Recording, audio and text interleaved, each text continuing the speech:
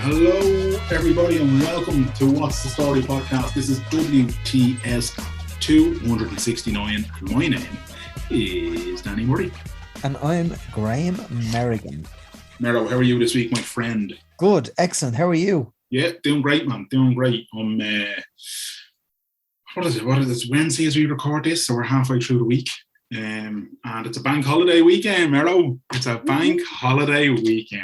I'm working on Monday, so woo. That's the downside of working for a big joint American company. That's right. Yeah. Do you get a day in lieu and all that kind of crack? Yeah. Okay. So it's not too bad. It's what is it now? It's Wednesday now. I could potentially chance my arm and get it off, but I think it's probably too late. Yeah. And sure, it's nice to have a little day up your sleeve that you know. Absolutely. That's grand. It's not my first rodeo. I wouldn't ever suggest anything is your first rodeo. It won't be long. Well, actually, firstly, we got great reaction from the pod last week. Great to be back, lads. It was great to be back. But the intro of the pod last week, it was a lot of me questioning you about your recent op, and I'm just saying it's mad because, as you said, we talk every day on audio notes and stuff. But it won't be long now before I'm calling you skinny because you look fresh to death again. And that's just the haircut, mate. It's not. It's the fucking cheeks and you're gone from 6 chins to 3 chins now. That's mad because last week was 16 chins, so I must be doing fucking something right. Anyway, well, I can't remember what I said last week. Look, man. As I said, look, things are going well. I'm very, very happy. I'm healthy and I'm getting healthier. So and how are your shit? I'm regular, as they would say. So that's So look, I'm just over 4 weeks post surgery now, so everything is taking along nicely, and we've got in touch with somebody who was far more qualified to speak about the ins and outs of all these things, and hopefully we'll be bringing you that episode very, very soon and whatnot. But look, I just want to say as well, thanks, man. A lot of people actually reached out after hearing the intro, and you asked me questions and everything else, and they got in touch with me just to wish me well and ask me a couple of questions and that kind of thing. And it was lovely to hear from people. Some people I haven't heard from for a while because they're listeners, and you don't. Yeah. And sometimes they're confused that they're not friends. Yeah. They are friends, but they're not friends that you communicate with. You know what I mean? And then. You know them from getting in touch over the years for listening to the podcast and all that, and so anyway, there's Sugsy saying hello. Oh yes, Sugsy, look at him, gorgeous dog, man, gorgeous. Up there, very well. He's looking at Danny's. He's listening out for Danny's voice. He's go back to sleep, Sugsy. A stunning dog. Stunning. Well said. What have we got lined up this week? This week we've never, ever done a motoring episode, Graham. So I follow a well-known Irish motoring journalist and TikTok sensation and just YouTube and social media sensation, Bob Flavin. And earlier in the week I said, you know what? I'll get in touch with Bob and see if he has a bit of time for 2 idiots like us and have a chat. And he did, very graciously. And he's coming up right now, the wonderful Bob Flavin. Delighted to be joined by our guest this week, motoring journalist, a man with one of the most popular Irish YouTube channels as well, and he knows more about cars, and he's forgotten more about cars than we'll ever know. The wonderful Bob Flavin, who was only fresh off playing from Sweden as well. So thanks again for joining us, Bob. I'm shower fresh. The heat of airplanes is enough for the day. I haven't been on an airplane since that thing that landed there a couple of years ago that we don't talk about anymore. Yeah. And I never really stopped traveling. I was still traveling for most of COVID. Every once in a while, let's be honest. It's a job. It was your job. You're allowed to travel for your job. So we ended up on planes of my own and everything. What was it like? That's the dream of playing on your own. It's very weird. It's surreal, lads. I swear, you walk into an airport and there's like 4 people in the whole airport with you. And the security guard knows your name because you were there 2 or 3 days ago, and he's the same security guard was there 2 or 3 days before that. And then you get on the plane, and you've got like 2 helpers for you. Essentially, they've nothing else to do. You're the only one on the plane, but you can't eat and you can't drink. You got a mask on it all that. So there's not much they can do for you other than just be there. And in the event of the plane crashing, they can hold hands with you or something. That's kind of all it is. But it is kind of surreal traveling during lockdown times when it was really locked down. Very strange, like a really weird. And then when you're going to events, you're driving cars, you have to be put into the car on your own. They have to leave you alone. It's all kind of strange and weird. I'm glad it's over. Yeah, it's back to a bit of normality now. And I'm not going back. I'm never going back to that again. That mask wearing. So it's just, I'll do it if I have to. But I don't see it. It was driving me mad. It was absolutely, I'd take them, whip the mask off, out of the shop and just throw it in the bin. I just had enough of that. No more of that. I want to get rid of that stuff. Yeah, I think everyone's reached a bit of fatigue with it all now and that kind of thing. Well, hopefully, and I mean, look, if the jabs are doing the job and all that kind of thing, then, you know. Yeah.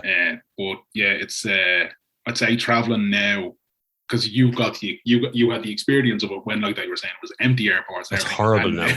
Yeah, and now horrible you're like, now. I'd nearly go back to lockdown just to get rid of the smell of human bodies.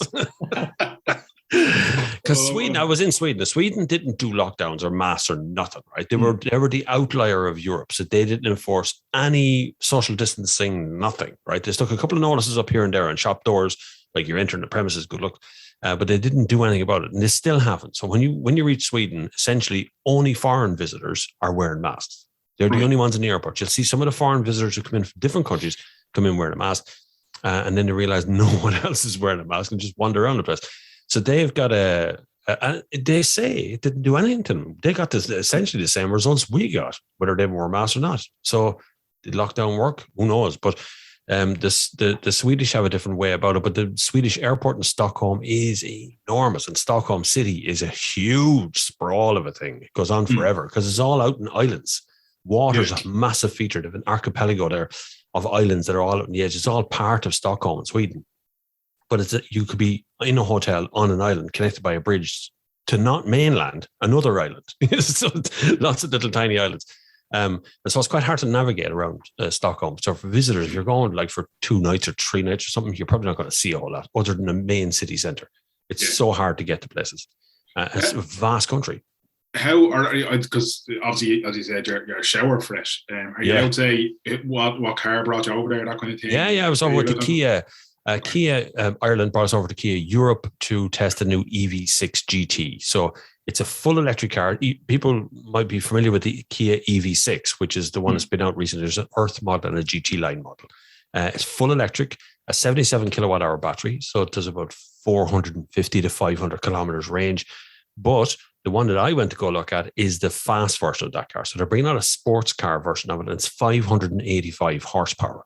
0 to 100 kilometers an hour in about 3.5 seconds. So electric cars, it's lightning quick. Like it's really shove you back in the seat and your head flips back, and it's really crazy store. The key of, I don't know how familiar you are with cars or how cars run normally. So an internal combustion engine is what we've had up until now, right? So you got a series of very tiny explosions happening inside of an engine, and it pushes a piston up and down, and that piston drives a drive shaft. And that's essentially how a car, in a very simplistic form, works, right? That combustion is not very efficient. So that little explosion has to be harnessed, and you have to create compression inside the engine to make it run.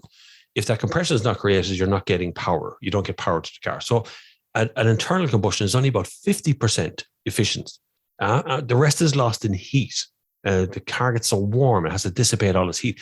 So it loses an awful lot of its power out, whereas electric motors are about 97% efficient. So they only lose about 3% of their power through different resistance within the engine. So moving parts that are being resisted from being heated up. And heat is the enemy of everything with electric cars. So the cooler they stay, the farther they can go. So, right, now, I'll put my hands up straight away and say, I love motor racing and all that, right? But I'm not, I'm like, when all my mates were getting into cars when we were younger, and they all became kind of like, you know, boy racers and that kind of thing. Yeah. I just kind of went, they're nice to look at. And I never bothered looking under the bonnet of a car, ever. To this day, a lovely Opel Insignia, and thank God it's never given me any trouble, because if it breaks down, I won't know where to fucking look. Right? That's probably 95% of people in Ireland. Like you're in the majority by a long way. Most people don't ever touch the bonnet. Absolutely right. So when you were saying this about EVs, right? Because like my car's a 2014, so I'm starting to get to that point where I'm like, I'm gonna have to look at a newer model soon enough. Yeah. And because everyone's talking about EVs, and you're kind of hemming and hawing, do I go electric? I've got a diesel at the moment. You know, I'm in Portlaoise. I'm up and down to Dublin a bit, all that kind of stuff, right? Yeah. So this new Kia EV that you were talking about, that has 400 or 500 kilometer range or whatever. Uh-huh. That sounds like it could be something that, you know, for people who are commuting and that kind of thing, it sounds like it could fit the bill. Yeah. Well, see, the problem is for the last 100, we've only had cars for about 100 years, right? So in 1900, there was more electric taxis in London than there was horse-drawn carriages in London.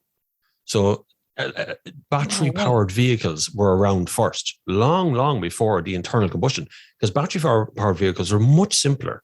Essentially, you have an electric motor that's connected to a battery, it's connected to a drive shaft.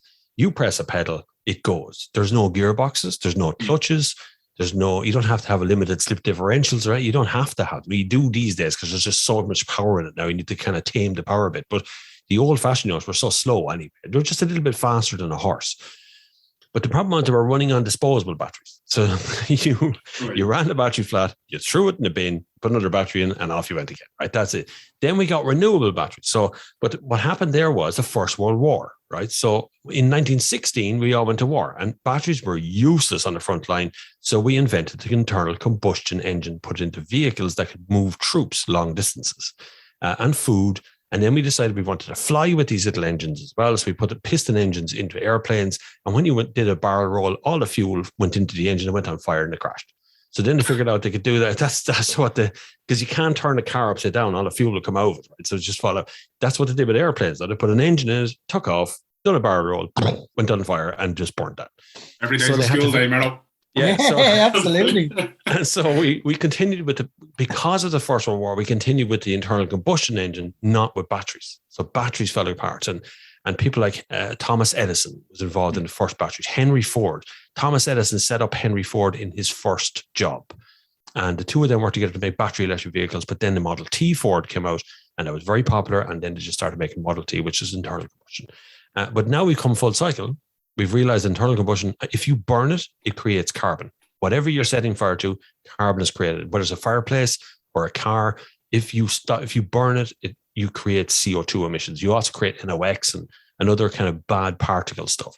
And so what we're trying to do now is go the other route. It doesn't have to be this or that. You don't have to go electric or otherwise. But what electric does, it's not electric, it's battery powered. Electric is the bit that goes into the battery, that fuels it up, but it's essentially a battery powered vehicle, right? So what we're doing now is we have hugely efficient battery systems, huge big things. They're nearly the size of a car on their own and they're flat and they're under the floor. But you don't have a gearbox. You don't have a clutch. You have fly-by-wire everything. So your throttle response is all done by computer-generated things. You can do computer steering. You've basically brought a mobile phone and put four wheels on it. That's essentially the power of the stuff that's in it is incredible now, but they're also superbly efficient. You have to modify your driving style a little bit. The infrastructure of the country is crap. It's just straightforward. I have no problem saying the ESB has done a very badly mismanaged job and we don't have enough competition. They haven't been given enough funding. It's like a retirement home. I don't know what they're at. It's been voted now the worst infrastructure in Europe. We were the best. I saw this on your Instagram the other day where it was a Skoda you were driving and you were in Donegal, you were down Skoda Enyaq, and a lovely car, but I saw you saying about like the charging infrastructure is what the car was perfect, but it's the charging infrastructure. I did over 1,000 kilometers on Enyaq on electric, so on battery. So I drove from Dublin to Donegal, didn't charge all the way there, charged in Letterkenny to about 95% or something, set off the next day, charged once to the way down in Tuam, and then got to my destination. And it was 550 kilometers in a day. Now, I'm insane, right? Nobody does that. Nobody gets to the car and drives 500 kilometers in one shot, right? I would, because I want to see if it can be done. So I'm only interested now. So there's a video coming out from that, but the infrastructure I found along the way, what happens is you set a sat nav and the sat nav will go, that's beyond the range of the car. So it will bring you by a charge point. So it'll bring you there. So it'll say the journey goes from 3 hours to 4 hours because it's gauging an hour at a charge point to make you charge up again. So you don't really know what it's doing. You just put it in the charge point and plug it in. But when I got to the charge point, it wasn't working. And I was going to set fire to the place. I only had 40 kilometers range left. And I'm sitting in a petrol station. Like if it was a petrol powered car, I could just put petrol in and keep going. But it was broken. The charge point was broken. ESB guy says to me that he knew it was broke. It had 4 or 5 calls that day from electric car owners who all said it was broke, but it was still in service on the apps, on the electronic systems. It says it's working. So you go for it because there's not many of them. So you're going to go over that one. I ended up having to get home at like 9:30 that night after limping my way to a Tesco to charge for half an hour on a 22 kilowatt slow charger just What to get again, enough. a half an hour? On a 22 kilowatt, you'll get about 3 or 4%. It's not very much. On a fast charger, a half an hour will probably bring you back up to maybe 50% on 50 kilowatts or above. Yeah. So it's just like your fire hose, like, you know, a hose at home, you put your hand over the bottom of the hose and it comes out really, really fast, but there's not much water being used. If you take your finger off, it just pours out. That's the difference between fast and slow chargers. It's the same electricity, just comes out slower. I'd also read from a disability group that a lot of the charging points aren't accessible in 100% of the charging points are not acceptable for 100%. any wheel. 100% of them are not acceptable for wheelchair users. Either the space is too small or the cable is too heavy. So you being in a wheelchair, if your upper body strength is not up there, you're going to find it nearly impossible to lift that cable off its cradle and plug it into your car, because the car can't get close enough. The cable's going to stretch. We have a fast charge point in one of the plazas here in Portlaoise, and it's meant to be a 150 kilowatt charger. And what they've done is put a liquid cooled cable in.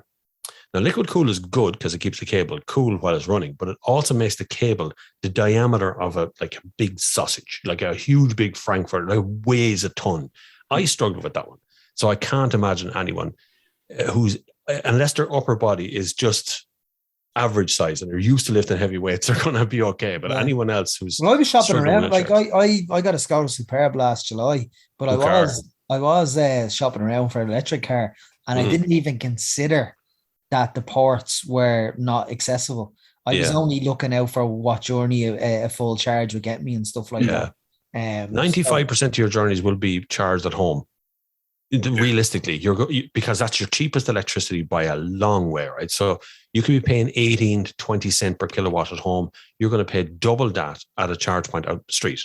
So, and you may have to pay for parking as well. A lot of people don't take that into account. You might end up, because if you're parking in a public car park while you're charging, some councils make you pay for parking as well as charging. So you're paying on the double. So we're so backward. We have not homogenized this idea. So as a really good example, I was in Norway about 4 weeks ago or so, and I spoke to Norwegian. Norway leads the way on electric car. They're held up as like everybody should be like the Norwegians. You know, yay, great Norwegian. We're not like you. But how did you get to 60% of your fleet being electric? That's what they did. They really did it. It cost them 9.4 billion in euros. They reckoned in grants and just infrastructure things. And it took them about 9 years, 9 to 9.5 years. So about $1 billion a year was spent by Norway on the infrastructure part of it. So wherever you go in Norway, there's a charge point somewhere right beside you. It'll be there wherever, what landmarks, all accessible, all in a way that you can stretch the cable much further, light cables. They've thought of they came up against the same roadblock you're coming up against now, but they came up against it 6 or 8 years ago and went, oh yeah, we better do something for the wheelchair user, and everything becomes accessible then. They've even created the reverse of petrol. Who needs to be consulting Mr. Bean? None. They don't consult anybody. See, when e-cars have been around, Nissan Leaf is about 10 years old. So the e-car thing was around for 10 years ago, but the sales were dismal. Like you're talking about selling 2 and 3 cars a year that were electric. Nobody wanted the thing. And at that time, ESB got a very small amount of money to try and do something. So they went off and they'd done their plotting and they got their charge points and they put them in. But those charge points are now 10 years old. So they're old fashioned. Like they're really old. They're battered. And they've put in brand new ones recently, but they can't get enough power to them. There's planning permission problems. If you want to put a charge point in a petrol station, you need planning permission from the owner of the land, not the manager or the owner of the petrol station. It could be a franchisee. He may not own the land it stands on, because it's a massive undertaking to put these things in. So they have to get permission from lads who go, no, you're going to have to pay me £1 million to put them in. So all of a sudden, then you have to bribe a guy to get. So this is happening, and this is the kind of, instead of doing something for humanity to move this forward and stop the arguments, because that's what's causing the arguments. They're now just bogged down in paperwork. That's essentially what we're doing here. Instead of going to Norway, going to Sweden, going to places I'm going, or even consulting with motoring journalists like me who have that experience and have already done it. We've already seen the golden goose. We've already got that. We know how to do it. If they just talk to us, we'd actually tell them straight up, this is how you do it. It's really straightforward. So is Norway the best in the world, or is it the best in Europe? Norway would be the number one place for EV ownership in the world. by far. So much so they actually stopped their allotments, so that because nobody else could buy an EV in Europe because Norway was buying all of them. They were just gone. There was none to be got. So every allotment of EV was just being sold in Norway. Tesla throttled off, stopped selling Teslas up there. Some of the taxis have gone to Toyota hybrids because they just can't get any electric cars at the moment. It's very hard to get electric cars. So the government here has a target of like it's just under, it's like 950,000 electric vehicles by 2030 or something like that. Is dreamland. Based on what you're saying, there's not a hope. No, not a prayer. There's a number of factors why that can't possibly happen. There's physical factor. First of all, we have 2.5 million cars on the road now, privately owned cars. So 2.5 million, keep that number in your head.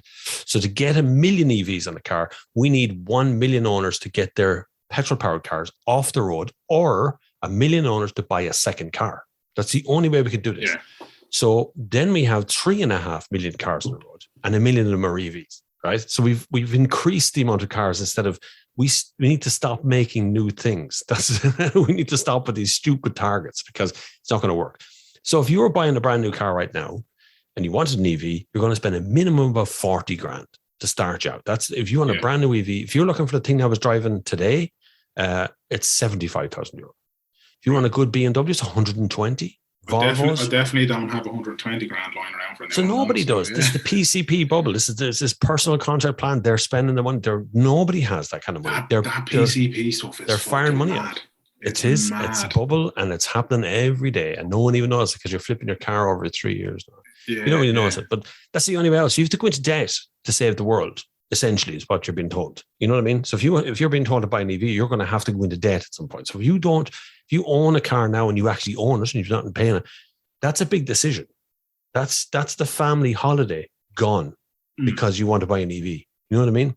And usually the family holiday wins. And we're going into recession and we're going into problem spending, and people just don't have that kind of income. Wages are going down and have been depressed for years. I mean, interest rates might be rising. All them things are rising. Wages aren't. So where's this money coming from? How is Eamon Ryan going to find 60 grand for every single family in this country to buy themselves an EV?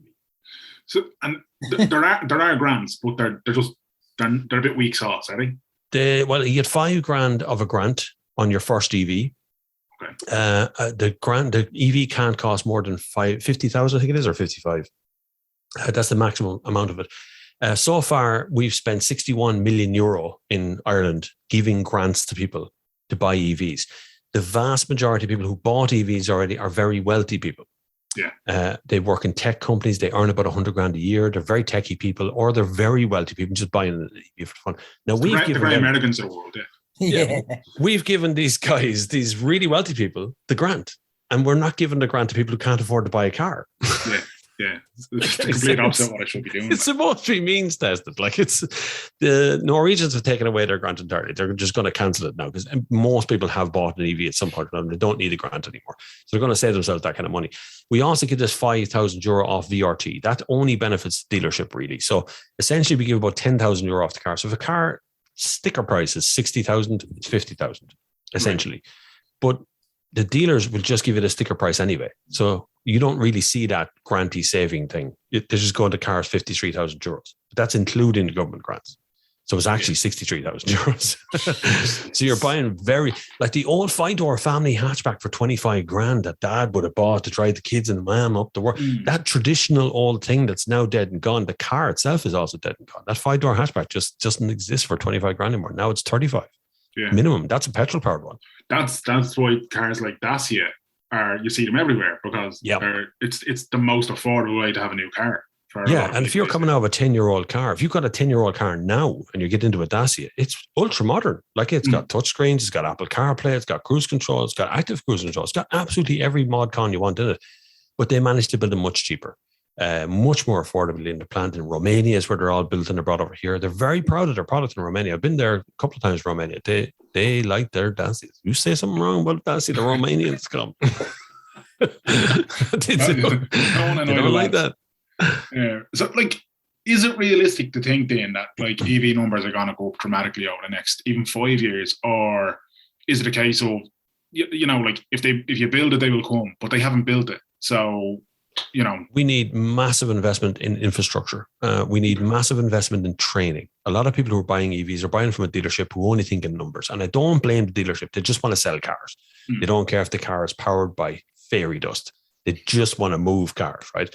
So there's no real training. A lot of owners will come on to me on Instagram or TikTok and go, I just bought an electric car and I have no idea how to charge it. It's my first day ever charging the car. And there's a panic thing. And so it shouldn't really be up to journalists to do that sort of stuff, but that needs to be invested. You need to invest in that part. So take the sting out of it. So it's not this or that. We seem to be polarizing ourselves in modern society of choosing left or right, black or white. There's always this two-choicey thing that we keep doing to ourselves instead of saying, well, we can actually have both. You can do both these things. You can have a petrol car and have an electric car, and that's okay. And eventually the petrol car will go away because they have a lifespan and they die off. And we'll all be driving electric because that's all car companies are going to produce soon. Most car companies are going full EV and they'll stop producing internal combustion from 2030 anyway. So we won't get new cars that are petrol powered or diesel powered or any other power other than batteries. And so it's a target that could have been achieved had we started 10 years ago. We would all be there now. You know what I mean? If we'd actually put some effort into it, even 5 years ago, if there's a little bit of effort. Now, you got the Green Party panicking every time CO2 emissions, everything, agriculture, cull the herd, bring the farmers in. We want 30% reduction. We want to get rid of all the cars. It's just like Eamon Ryan is anti-car, not anti-internal combustion. He's just anti-personal ownership of cars. He wants you on bicycles, scooters and things. And that's admirable. I get it. But this country has an abysmal record of public transport. Like the alternative to the car is impossible. And you as a wheelchair user will be able to attest to this straight off. That public transport has forgotten completely the disabled. Yeah. I mean, there's one wheelchair user is allowed on a Dublin bus at one time. Because wheelchair users don't have friends in wheelchairs. Like, my God. Do you know it's pathetic. Like, they even think that rule exists. If you get the air coach, what happens when a pram gets on with you? A woman with a pram. If the pram's on first, it's up to the driver to tell the person with the pram to, fold it up and hold the child. Sometimes that can be very, very tricky situation. Now I drive, but I experience enough. I have enough lived experience to have witnessed these situations. And we're on the bus route for the National Rehabilitation Hospital, where a lot of the patients would be going out for the day, or and they'd be the bus stop is right outside. I've often been on a bus where there's two wheelchair users at the bus stop waiting to get on the 7, and I'm on the bus. The driver has to tell them, sorry, I already have a wheelchair user.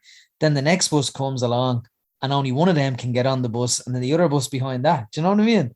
It's a shit show. But the air coach, air coach is even worse. I mean, air coach, I was in Bosnia in June with the Irish wheelchair basketball team, and we had 3 players meeting us in Dublin Airport from Cork. We were meeting at 3 a.m. and they were getting the air coach at 12 o'clock at midnight.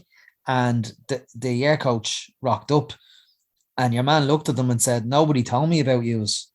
And the lads are like, what? Special notifications. He said, I wasn't told. I wasn't told about this. I won't be able to get the stair lift down. I wasn't told. And so the lads were fighting back and forth.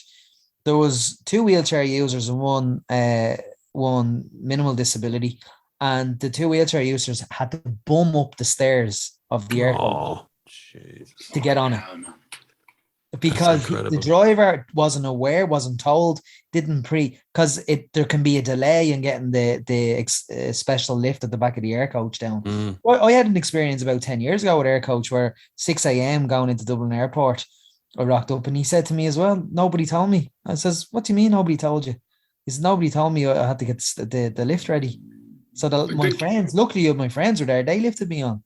So it's a shit show. That kind of stuff is fucking, like, it's just, I remember even, because the dart, even where you have to kind of give notice, and they have to fill it. You know, it's for a bicycle in the dart. But I was only thinking about fully able-bodied, you can't bring your bike. I was only thinking about this the other day, because the Bray Air show was on, and there was all the coverage around the lads basically having to get off the dart in the middle of the tracks, like, and I was like, fucking, what if Mero, or what if, a wheelchair user decided to go out the brae to catch the air? I'd have been thrilled, man. Very normal thing to do, but you'd been abandoned on the bleeding dart, like. Yeah. The lads at the air coach were like to the driver had no empathy. The lads were like, we're on our way to Dublin Airport to represent Ireland.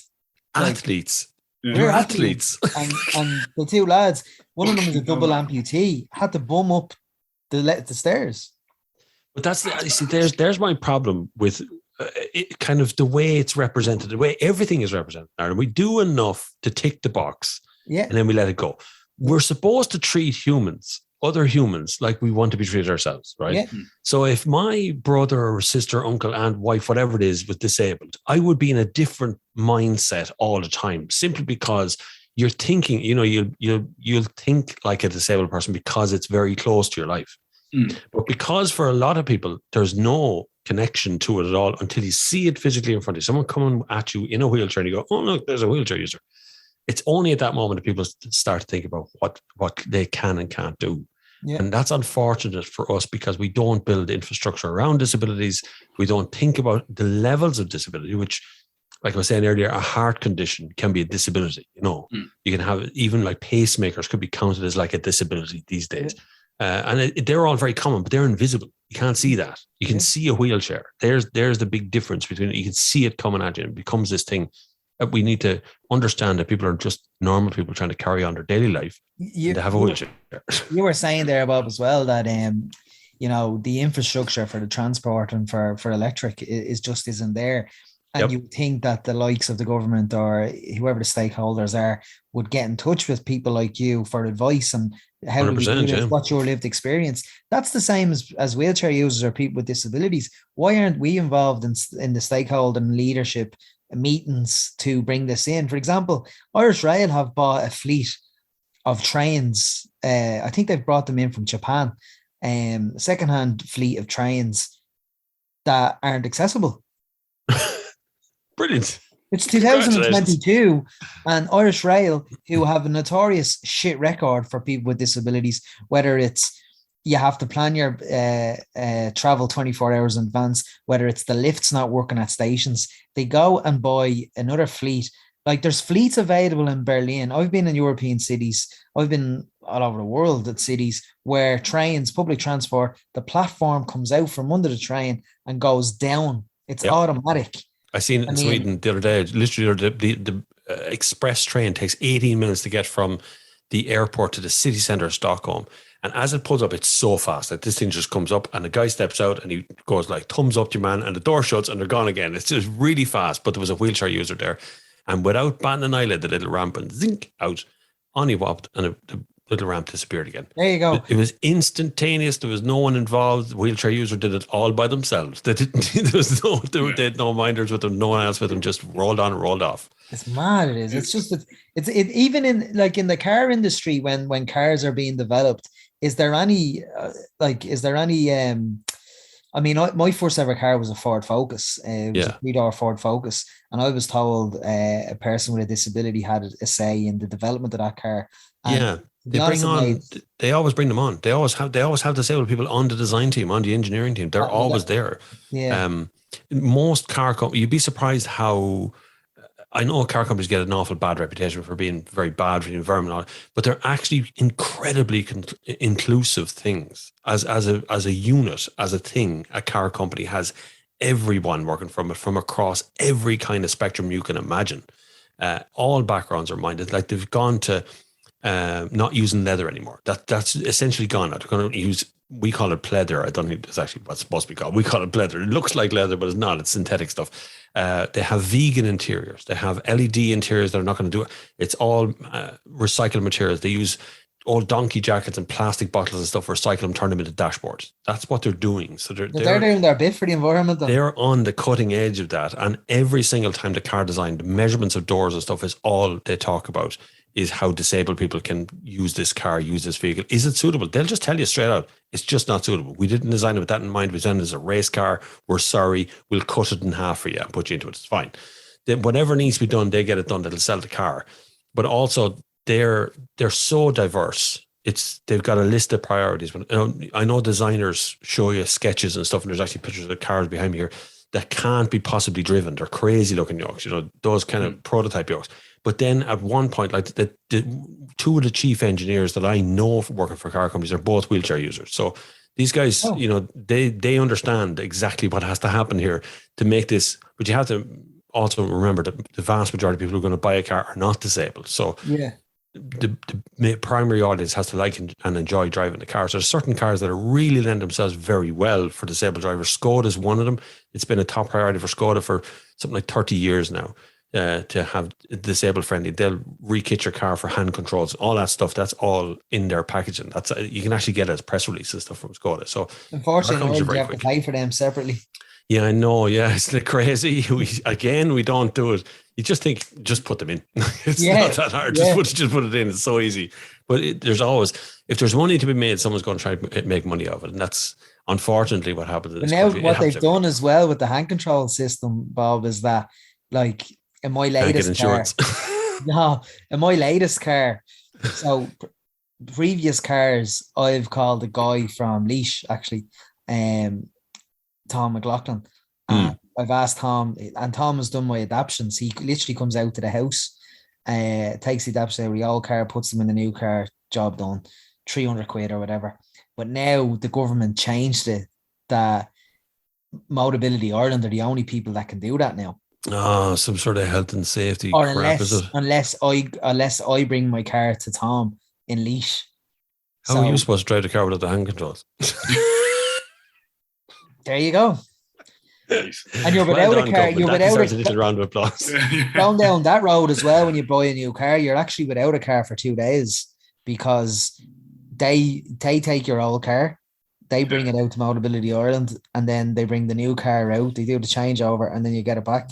There's a fantastic name for that, Graham. It's called a monopoly. Yeah.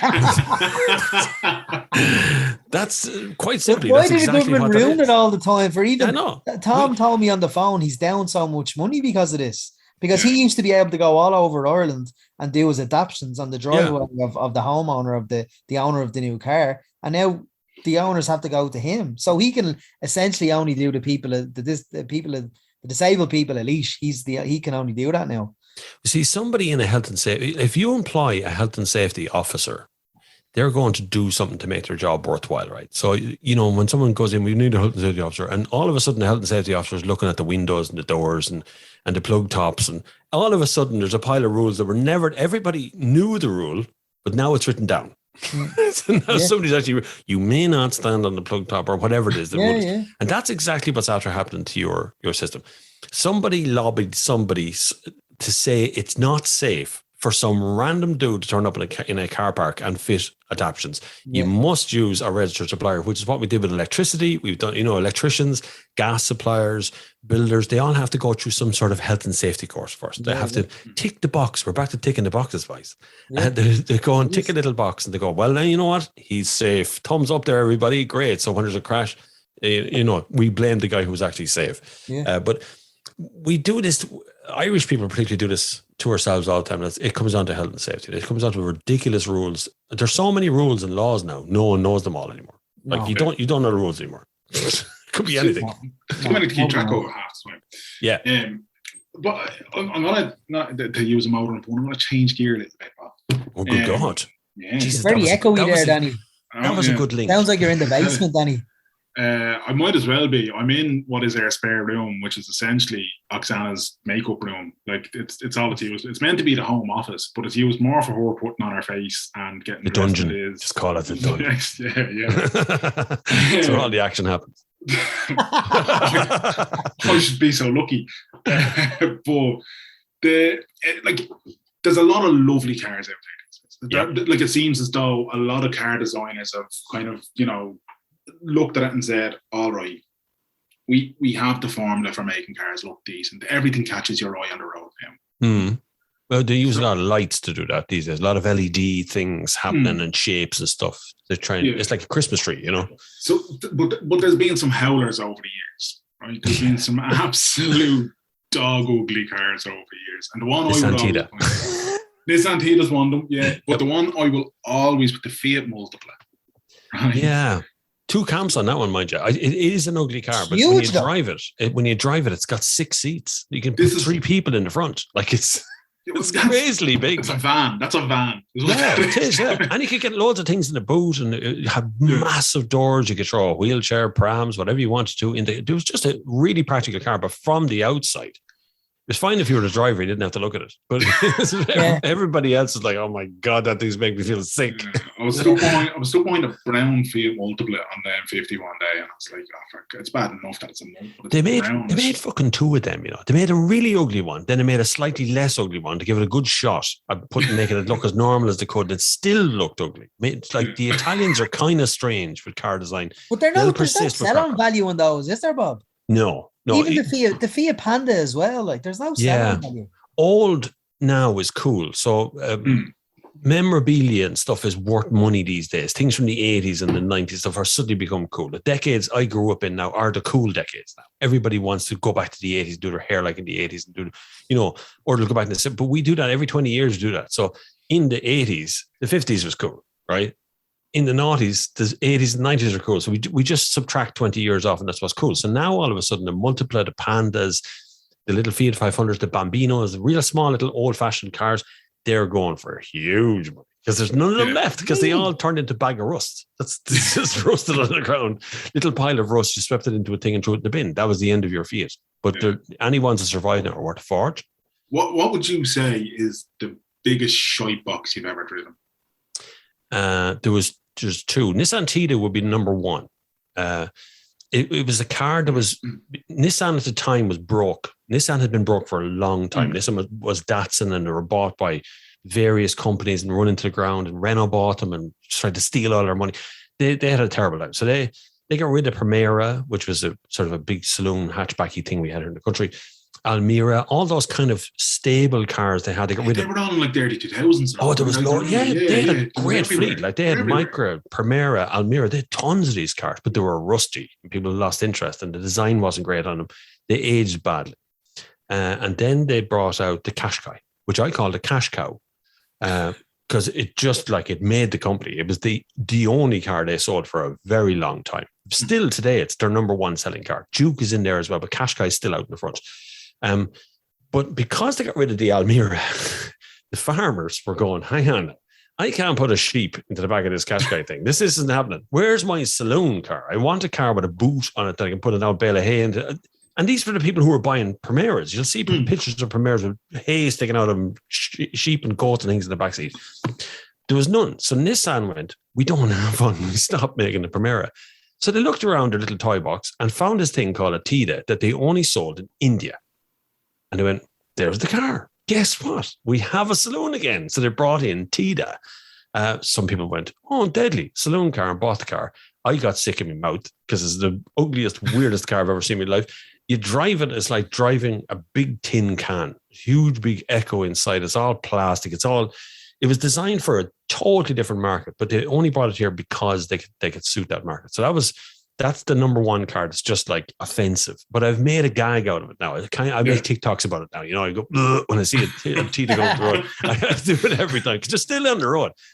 Tita owners, the owners club people hate me. They just hate it because I have devalued that car so much. It's worth not. No one in self-respect would buy it. This idea. The other one is there's a SsangYong that I failed to remember the name of now. It's a Rodius, a SsangYong Rodius. Another company who SsangYong has been bought and sold in Ireland a few times. Nobody quite figures out how to sell SsangYong. It's a Korean company. They don't really sell over here. Nobody wants to sell it, but it's a brand and people want to be in the brand. So they gave me a Rodius, and I drove down the road with a paper bag over my head and holes cut in the eyes.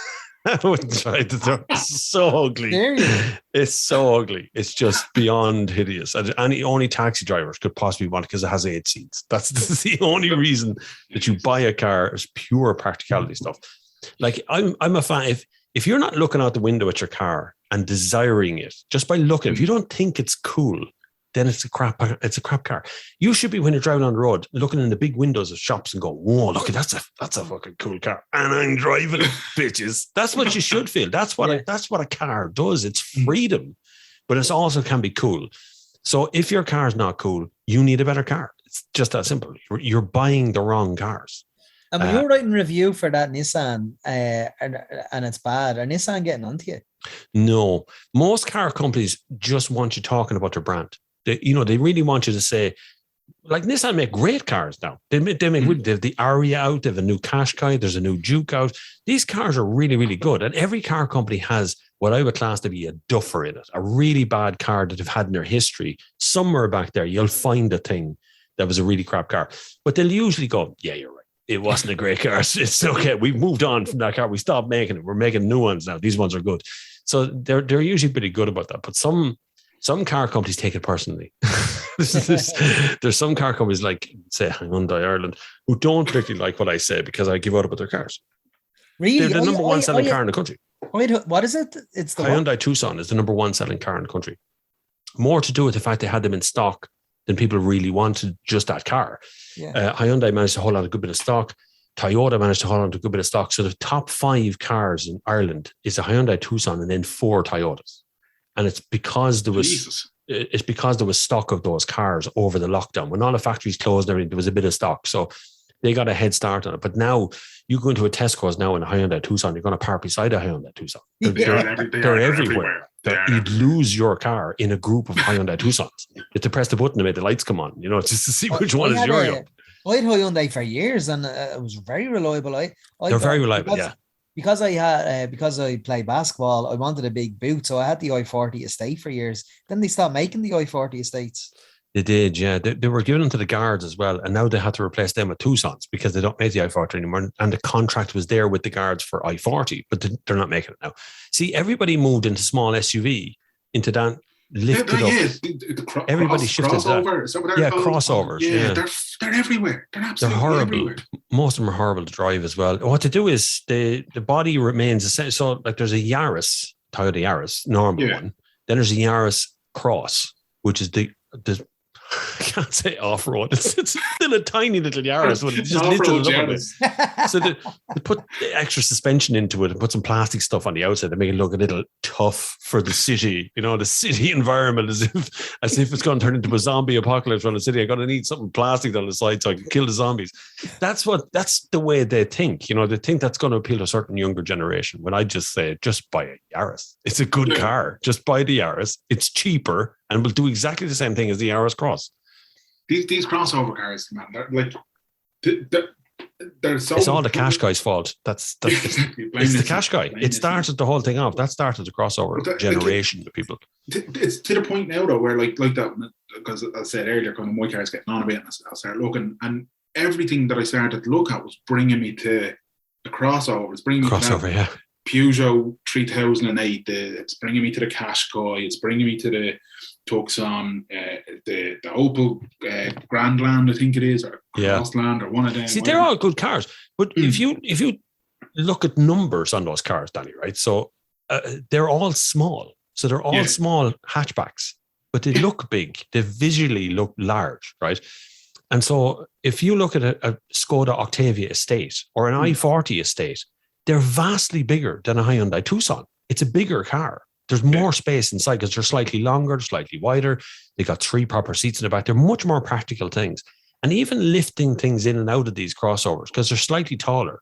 For older generation people who might be lifting some shopping out of a deep shopping trolley, which they're stupid as well. The really deep ones. Yeah. You really have to get into the shopping trolley to get the thing you lost in the bottom of the shopping trolley or turn it over or something. If you're lifting something heavy about that, you lift it up higher to put it into one of these crossovers. But in an estate car, it's at your height. It's the same height. Estate cars are kings. And all motoring journalists will tell you that you should buy an estate car. They are the cool car. They're the practical car. They're much more useful and cheaper than any of the SUV stuff. I would have stuck with an I-40 if they stopped, if they didn't discontinue it. Why did they discontinue, do you know? Market forces again. The same thing that happens all the time is that as the market generally shifted towards SUVs, they went, well, look, we're not selling nearly half of what we were selling before, so we're just going to stop making it much easier. Or we're going to stop selling it in certain territories. Often happens as well. So you'll find the i40s called something else somewhere else in the world. It still is actually on sale, but Hyundai Ireland or maybe Hyundai UK have decided that they don't sell them. In the UK, a lot of our market is governed by what the UK does because we drive on the same side of the road as them. So we can't just ring up Germany and go, give us a dozen cars, because they'll be the wrong way around. Right? So we're governed very much by what the UK decided to do. So if the UK, the popular thing in the UK has always been hatchbacks. They're mad at, that's where the Golf GTI was the top seller. Golf R has been a top seller there. It's the hatchback they go wild for out there. And they've matured into SUVs. So we're maturing with them into SUVs because we've no choice. There's nothing else on the market. So it's either the saloon cars is Audi A8, the big luxury vehicles, the BMW 7 Series, they're saloon cars, but everything else is kind of an SUV. Even those companies sell more SUVs than anything else. I just want something that's not going to give me any guff. And I've 2 Huskies, and I need to throw them into the boot.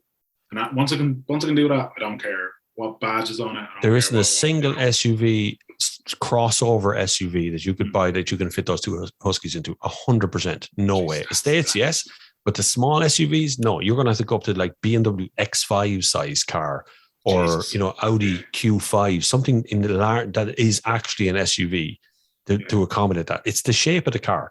Plus, your dogs are going to have to jump into the boot, which means all of your paintwork is going to be destroyed on the back of your car with the dog scrambling to get in.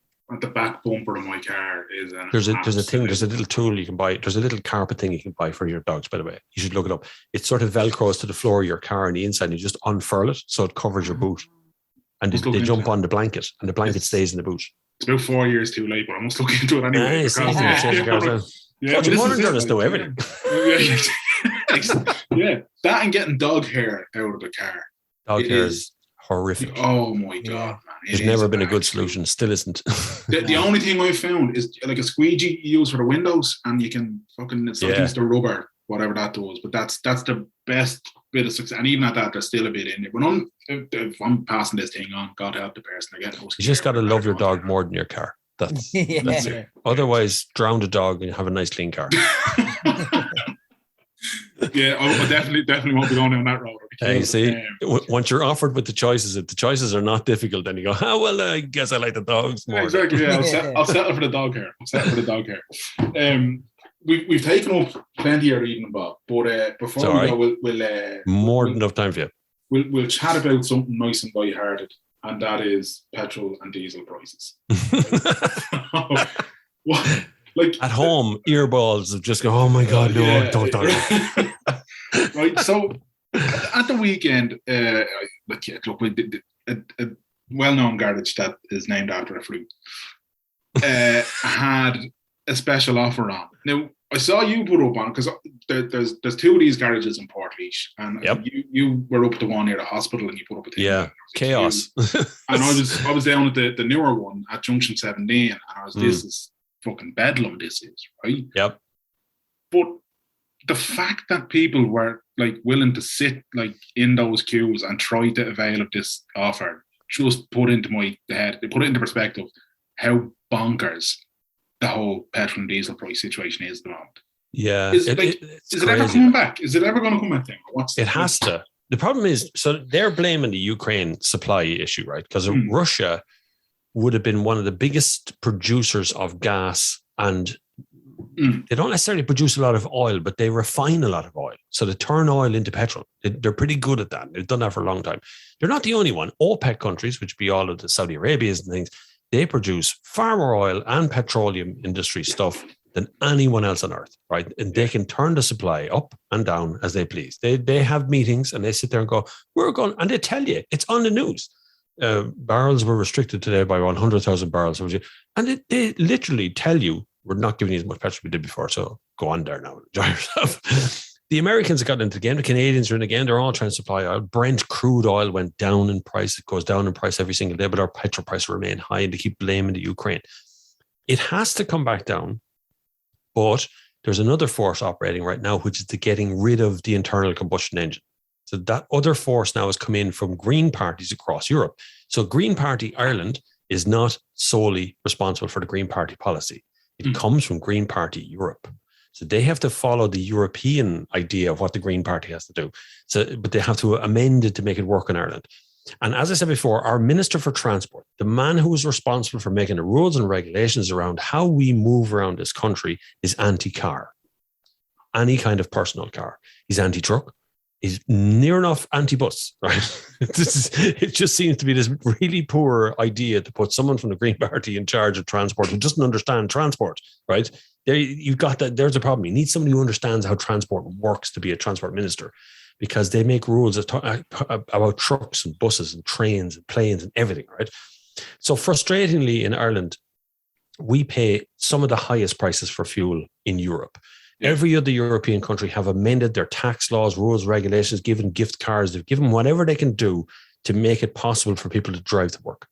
Because if your population is not working, you're not getting tax. And if you're not getting tax, you can't fund health services, libraries, all that stuff that you're supposed to do with tax that we don't do very well here. But you can't do that stuff. So you've got to get people to work. And we have never invested in public transport in this country. We've never done a serious job. We've only ever ripped up rail lines. We've never created a new one apart from the Lewis. It's the only one we've done. And we didn't connect the Lewis to the airport. Stupid. An insane move. No one even thought of this. We are the only European capital without a direct train line to the airport from our city centre, right? So you can get to Houston as a tourist in this country, and then you're on your own. How do you get to the airport from Houston, right? You've traveled in by train from the other side of the country doing your bit for the environment, and you want to fly home. What are you going to do? Tom a lift or something? It just doesn't make any. We don't think about these things. The proper thing to do at that point, of course, was to go to the Red Cow roundabout, build a 15-story, multi-story car park there, and put a Lewis line from the Red Cow straight up the middle of the M50 all the way to the airport. That's the simple solution, and it's staring everyone in the face, but nobody wants to bite that apple. No one wants to do it. That's my solution. I've been harping on about it for 10 years now. I've been saying about connecting the Red Cow roundabout to the Lewis line all the way to the airport out in Swords. Just follow the side of the M50 or go right up the centre of it. I've seen that in European cities. You're driving along a motorway and a train overtakes you. You know, they've put a train line in the middle of the motorway. It's one of Makes sense. It's a simple way. It's a simple solution, and it's easy to do.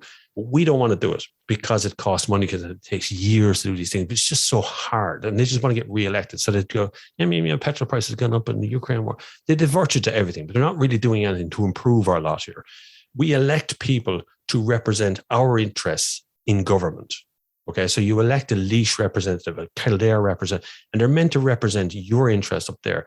But they're also meant to have a representative interest on the national picture, the national movement, the entire country. And right now we are funding Dublin. That's it. We're not really paying attention to the other cities in the country, and Donegal might as well not exist. I was in it the other day. They feel completely disconnected from the government.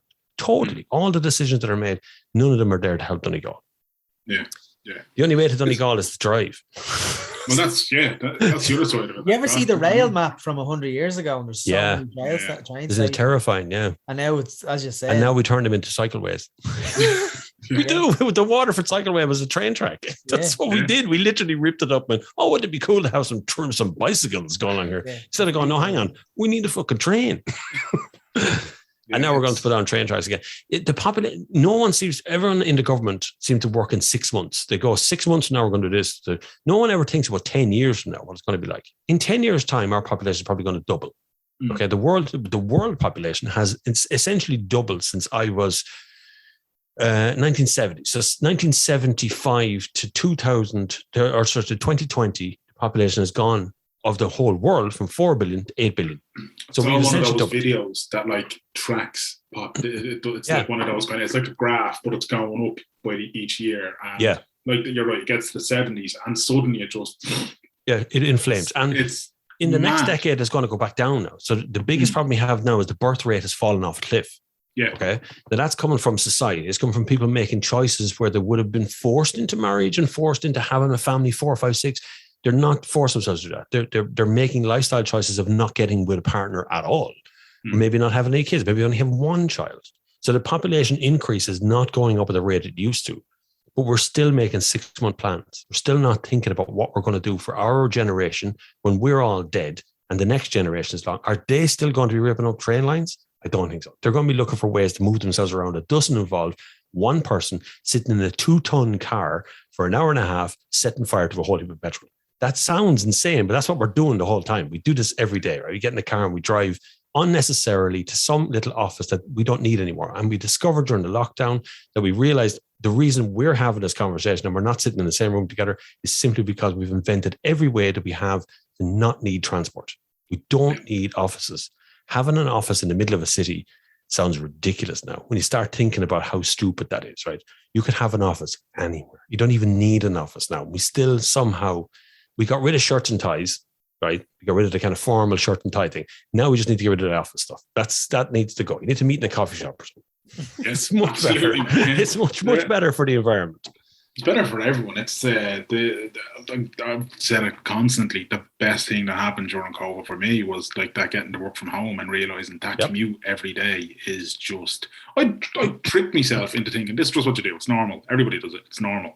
You thought getting up at 5 o'clock in the morning and driving for an hour and a half to somewhere, to sit in an office half asleep, staring at a wall, waiting for the clock to count down so you can get the hell out of there, and then drive another hour and a half home when it's dark, right? Yeah. Now, when you have kids, your head changes somewhat. When there's children involved, they're in bed by the time you get home, and it really changes the whole conversation. But when you're young and single, you can do whatever you want to do, right? You can go where you like, you can work as hard as you want or as little as you want, to get drunk on the weekends, do all it. But there's a point that tips over into maturity. You go, I'm just getting too old to do this. Now I need to do something more sensible with my time. As you get older and time becomes shorter, it's a rational thing. You start to go, good God, the last 10 years went by like in a blink. 10 years ago, that child at that size. Now look, they're like a little adult now. You know, there's this moment in time that passes very quickly. And if you don't pay attention to it and have a bit of fun in the early part, by the time you get to my age, you're too tired and old and sick to have the fun part, right? So you need to have the fun. We do life upside down. You need to have fun early on. As much fun as you want early on, and have a good crack out there, and then do the rest later. You know, you could sleep on a couch till you're about 25 or 26, and then go to college. You come out qualified, you'll probably get a job when you're 30. It's fine. What's the difference? You can't buy a house anyway. There's no houses. Exactly.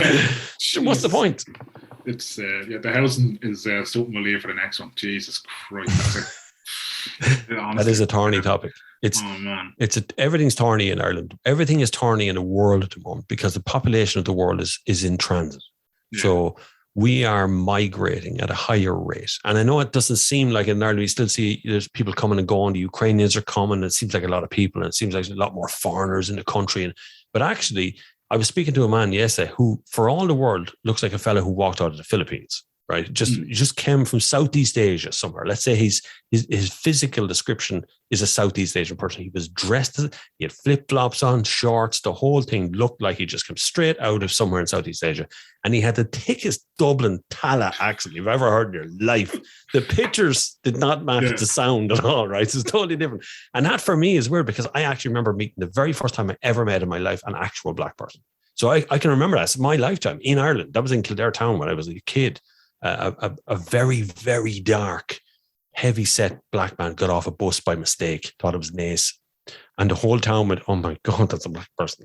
The first one I ever seen, that was 1976. But they've been on TV. They were on, all nationalities were on BBC, and they were there. But I just hadn't seen an actual one, a real physical person. So that's in my lifetime. So Ireland's doing pretty good at having a mixed race here. I was going to say, it's definitely a good thing to see that we've come a long way where, like the fact that, and I think I remember my parents saying something similar, all right, they can remember like when they were in school and a black child came into the school and everyone was like, what's the, and it was like stop and stare kind of thing. Yeah. Whereas now it's, you don't bat an eyelid, of course, it's the, you know what I mean? It's, we've come a long way and it's for the better. And now we have a pile of people putting fake tan on themselves to make themselves look black. Well, listen, that's it's crazy. I'm going to go watch Love Island now for Fake Tan Central. Do you know what I mean? They go on about it like it's something. They put fake tan on. They're so dark all of a sudden. It doesn't make any sense. It's nearly like the blacking up thing that they would have done years ago for movies. The black and white minstrels or any of that sort of stuff that's just non-PC anymore. They're kind of doing it now with fake tan. That's it. You can't. Yeah, the whole blackface thing. Was it the Canadian Prime Minister? Was he the one that got done for it? Yeah. He got it. It's easy to look at the past that's documented on television and go, oh no, that's very wrong. You can't do that anymore. That's an easy thing to do because it's all on TV, it's all on video, it's all on YouTube now. So it's easy to go, my God, weren't they really? But that happens every lifespan. Do things that was bad to the next lifespan. So the kids of the people of the First World War cannot believe how bad the First World War was. And, hundreds of thousands died in pits and things, but they all went to war. Yeah. They all went. So they didn't think it was bad. They only thought it was bad when they got there. And it's the same for us. We've done it. We went through the 50s and 60s and made a laugh of different races and different. We look at some of the old cowboy movies. All the. I hate to say the word Indians. They're not Indians. They're the original people who lived in America. Yeah. They lived in Canada. We would call them Indians on television. Native Americans. We call it, but it wasn't America. It was a different country when they owned it. They owned the country. We stole it from them. That's essentially what we did. But in all the cowboy movies on TV, it's all played by a white guy. Always, every single one of them, because there was no Native Americans to actually bring in and put in. They couldn't get them to put them in front of a camera. So they used to put Rock Hudson and paint him brown and put a thing around his head, and he played the token Indian, so the white speaking man role was blackface. That's what they were doing, and they won't show them on TV anymore. But they were good movies, but it was just of its time. There wasn't a Native American actor to put into it. Now it's a bit like getting someone who's able-bodied to play a disabled person. Now that in 10 years' time, that'll be seen as a bad thing. But they're doing it now. It's on TV now. They just call it acting, right? They did it in which Merrill? They did an Avatar. I suppose they did a left foot with Daniel Day-Lewis as well. Yeah. Now he did a good job. I'm not taking away from his job, and it's very hard to get a disabled actor for a certain part. That's pretty hard to do, right? Yeah. But the way to normalize everything is to show it to you all the time. So if you want a disabled actor to act in a movie as a romantic lead, you have to cast it. And I'm sorry, they're just as qualified as anybody else to act, right? So we're doing it again, but we're doing it in a much more subtle way. We're doing that same sort of instinctive feel of keeping things to ourselves and keeping in our own little tribes, and let's not let other people into our tribe. We're just doing it again because we're the same as the prehistoric. If we met someone from 100,000 years ago on the street, we'd recognize them as human, just like us. They might not speak our language, but they look like us for sure. Yeah. So we haven't really changed. Our attitude is still the same. Absolutely. Bob, it's been an absolute pleasure chatting to you, man. Do appreciate the time. And if people want to check out your YouTube and your TikTok and all your social medias and everything, where can they get you? TikTok is the primary one if you want to see what I'm up to. But Instagram is pretty good. I do Snapchat as well. I don't understand Snapchat, but I have millions of followers on Snapchat. It's a wild place. It's good fun, but that's like instantaneous stories. So go to Snapchat. But my YouTube channel is where you find all the car review stuff. Where I interact with comments and things. So if you actually want to watch any of the car review stuff, that'll be all there. And I'm doing a TV show that I made of mine in a couple of weeks' time. So I hope to do a little bit of TV thing with cars again. So it's all about cars. Brilliant. And are you able to say when the TV thing will be happening or? Not yet. It's right now we're about to start shooting it. So it won't be far away. I'm hoping it'll be on like early next year. That's the plan. But then, plans of mice and men. I've had these TV conversations many times with people and they go, I want to make a TV show. And then they go, oh my God, how much does it make the TV show? Well, we've had Paul Howard on the podcast plenty of times and he's talked about kind of, like the Ross O'Carroll Kelly books and TV and all that kind of stuff. And he said the best thing that was ever said to him was until you're sitting there, the first ad break has happened on the first episode. Yeah. Don't take it for granted kind of thing. Yeah. Because I've been doing YouTube. When I started YouTube first, if you don't mind me saying, when I started YouTube first, right, it was like 12 years ago when I started YouTube, I think 12 or 13 or something. And for me, it sounded logical. Let's just make car, because there was so many car reviews that were just doing text and picture on a website or in a magazine. But no one was doing video. So I went, look, I'm just going to make videos. There has to be an angle from Top Gear here somewhere, right? I can do something. So I filmed really crap reviews. They were bad. But they gave me an idea of what I could do if I got a better camera and got better sound and invested a bit of money in it. I had no job. I had nothing. I had no money to do this. So I took a chance and started making YouTube. And people started telling me it's only for kids dancing. It's only for cats falling downstairs. It's only for TV shows to upload. That's what YouTube was. And suddenly I was there making videos, right? And nobody took it seriously. And about 12 months in, I'd made, 20 videos or something like that. Nearly one a week. And I had a couple of thousand subscribers and YouTube monetized. And there was money coming in. And then another 5 years passed by and nobody's paying much attention to this YouTube channel. And all of a sudden I'm flying around the world because car companies are bringing me and dropping me in all kinds of places in the world to drive out. Morocco, America, anywhere you choose in Europe, all of the Nordic countries. And suddenly it's me. And they don't want text from me. They want video from me. Yeah. And now, 10 years in, the only people who really get invited on any of those international trips are video people who make videos. And so 2 years ago, I started TikTok. And everyone said, that's for dancing girls that fall downstairs, cats and all, horses and things. That's all you're going to see on TikTok's for kids. You go away. 2 years later, I can't go outside the front door without being recognized and asked for a selfie. And it's coming from TikTok. I was in Sweden. 2 lads from Drogheda ran up to say hello. Could I get a picture? I couldn't believe it in the middle of Sweden. That came from TikTok. So I find it very difficult. I laugh when I start something and people going, no, you're too old for that. You can't do that. That's for kids. They just don't see it come. It's like a freight train. And everything I've done, every other motoring journalist has started a TikTok maybe 6 months after I did. Once they stopped laughing at what was happening. And then I went, hold on a second. What's he doing? How does he get 100,000 subscribers? How did that happen? I didn't even notice it because it's not their platform. So I did it again on Snapchat, did it on TikTok. So never listen to anybody. If you have an idea to do something, just do it. Just don't listen to anyone around you. Just go ahead and try it. And if you fail, you'll learn something. Because if you didn't try in the first place, you never learn. Absolutely. Dead right. TikTok sensation. Yeah. That's it. Crazy. Yeah.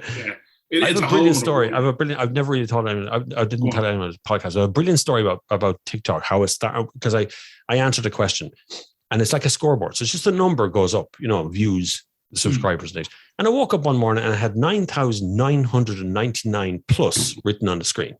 So that's as high as that thing could count. So I gained over 10,000 followers since the last time I opened up. But we were locked down. Sure, I wasn't going anywhere and see this going. And then one afternoon, I decided I'd just stroll up to Lidl and get myself a little bottle of wine and a baguette or something past the day, because we're all in lockdown. And Lidl is very close to where I live.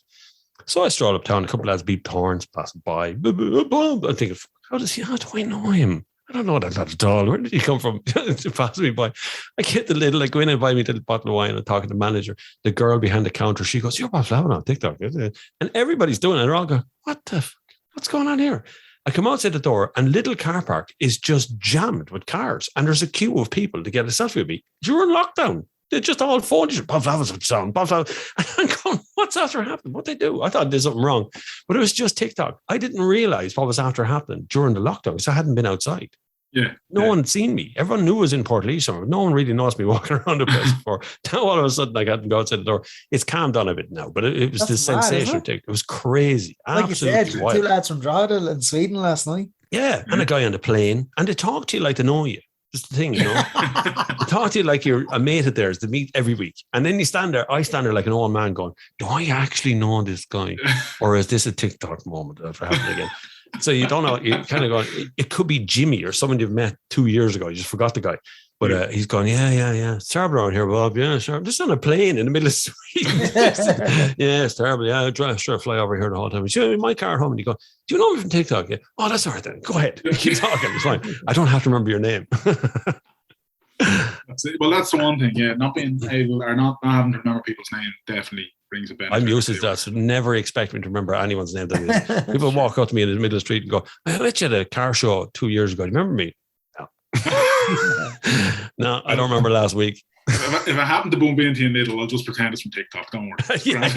Just walk up and go, I like your podcast. Give me a clue. Bob, it's been a pleasure, man. Thanks so much. No problem at all.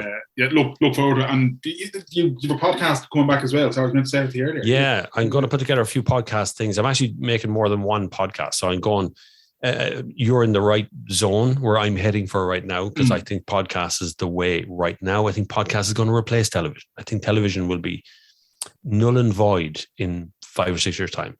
And I really think it's coming out like a massive freight train. And I think people will spend 2 hours with you, an hour with you every day if they're in, and it's their own little tiny experience with you one-to-one.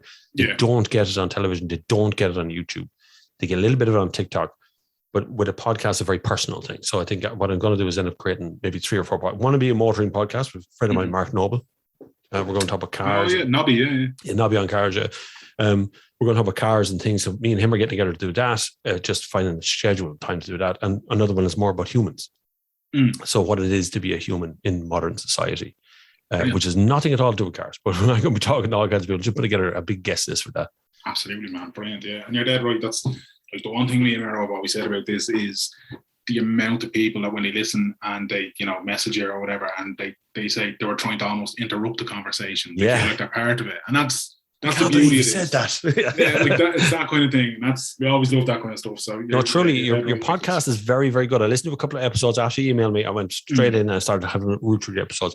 Very good. You're very engaging. It works very well. You let your guest be a guest, which is very unusual. A lot of podcast hosts will dominate the conversation, and the guest is not really a guest. They're just there to make the host feel better. Mark Maron will be one of those people. There's those kind of Americanized things where it's my show and you're on it. Whereas you guys do the opposite. You let other people come on, just do their thing. Pat Kenny does it. The kind of late show vibe. It's his show. You're just here as the comedy turn sort of thing. It's that kind of that vibe. I don't really like the late show. I wouldn't mind being on it, but I don't really like it. It wouldn't be my kind of show. Well, look, I mean, I'm too young. Yeah. It's the thing with the late show, man. One week you could have, Tommy Tiernan, and you could have like Johnny Sexton. It could be a lineup of people. You're like, oh yeah, all right, okay. And next week it's two numbers, and I was going to say two numbers, and a fella from Cork has lost a donkey. Like it's some lad that they found out in the back department who they've forgotten about 30 years ago on RT and went, oh, you better get him on the letter. He's on Starboy, yeah. On Starboy for 15 years. You stay right there. We might come to you in a minute. I don't remember what's your name again. You need a lot of television has no energy left because all the energy humans have has been spent on social media, and it's a horrible. Social media is shite. Like it's not social. It's not even fucking media most of the time. It's just a rant that comes on. But there is a huge cohort of people who put a lot of effort, and most TV stars have moved to TikTok. Most of the news channels and news readers, they've all got TikTok channels themselves. TV stations did it as well. They've all on YouTube. So they're all devolving themselves. They're actually pilfering their own people for social media. So they're their own competition, RT have their own late show YouTube channel, which is a verified account, and they upload their own stuff there, and the copyright strike everyone around them that dares upload anything about it, RT. So they're very defensive about it. But that will be the undoing of television. Unfortunately, it's coming. It's on the cards. It'll definitely just fall apart because we want to devour the content we want when we want it and how we like to do it. That's it. That's how Netflix was successful. Not so much anymore, but it was successful at the time. That's it. You're dead right. That's, everybody wants it now, and they want all of it all at once. So, and they want to flick between things. They want to go, they might watch a bit of TikTok, a bit of Instagram, a bit of stories, a bit of YouTube, and they might do all it in 1 hour. In a single hour, they've consumed more content per day than other people watching television would do in a whole week. That's it. Yeah, Bob, as I said earlier, it's been a pleasure. Sorry, man. And you're grand. No, not at all. And look, hopefully we get to do this again. It's been a blast, man. So anytime. Get in touch. Excellent, Bob. Thanks so much for your time. Very no problem at all. I said at the intro we've never done a motoring episode, and we probably still haven't. We had we had a motoring journalist on, and I'm not entirely sure that we talked to him enough about cars to qualify. But look, that's how it goes. He was an absolute joy to talk. A gentleman is Bob Flavin. And like you said, there's plenty of time in the future to get him back. Such is the world of motoring, where new cars are always being brought out and stuff like that. Exactly, and I'm sure we might actually. You remember the time we had Mac on the dog trainer? Yeah, and we asked people to ask questions. We might actually in a future episode ask people to write in questions about cars and stuff for Bob. That's not a bad idea. It's not bad. I'll pitch that idea to Bob. But the one thing I will say, I'm very thankful, is I learned more about EVs in that hour chat. Oh, absolutely, yeah. Because you can do all the Googling you want, but actually talking to somebody who knows their arse under their elbow and understands what everything is, Google's brilliant, but talking to somebody who knows their shit is a million times better. Bob Flavin knows his shit. Even when I was shopping around for an electric car last year, and I was looking at the infrastructure and all, I said to Bob, I don't think the ports, the charging points are even wheelchair accessible. He said 100% they're not. 100% are not. I mean, you would have assumed that they were like. Well, I know. I've seen a couple of the EV parking bays, and my first reaction to them has been, you wouldn't get a wheelchair. Like, they're not. Do you know the way the wheelchair spots are wider and they have the kind of little area at the side? Yeah. I was like, there's no way. Or if you're, if you're in any way not like able-bodied, where you have to swing the door out fully to get out or in a car or get into the car. Do you know what I mean? If you're not as mobile, like there's a lot of these EV spots, you definitely wouldn't be able to do that. They're glorified normal spots with just a tiny little bit of extra room. Yeah. Almost like not even actually, the mother and baby spots, or the parent and child spots, that's very sexist to me just to say mother and baby, I apologise, folks. But the parent parking spots, you see, are bigger and more accommodating than some of the EV spots I've seen for charging. But anyway, yeah, look, that was great. It was a great chat with Bob. Do check him out on social medias and on YouTube and on TikTok and all those places. It's good value, as they say. That's it for this week. That's it for this week. Mero, if people want to check out previous episodes, where can they do so? They can go to WTSpod.com, or else they can go to any podcast provider and search WTS Pod. Suxy is cleaning his town halls in the background, and it's very distracting. Is that what the noise is? Yeah. Search WTS Pod on any podcast provider, Podcast Republic, Stitcher, Apple Podcast, anywhere and everywhere you get a podcast. You got at WTS Pod on Twitter. He's at Dan John Murray everywhere. I'm at Mary Gomania everywhere. And I think that's it. I got distracted by my dog cleaning his town hall, so apologies about that. Until next time. Clear eyes. Full hearts. Can't. Too sweet.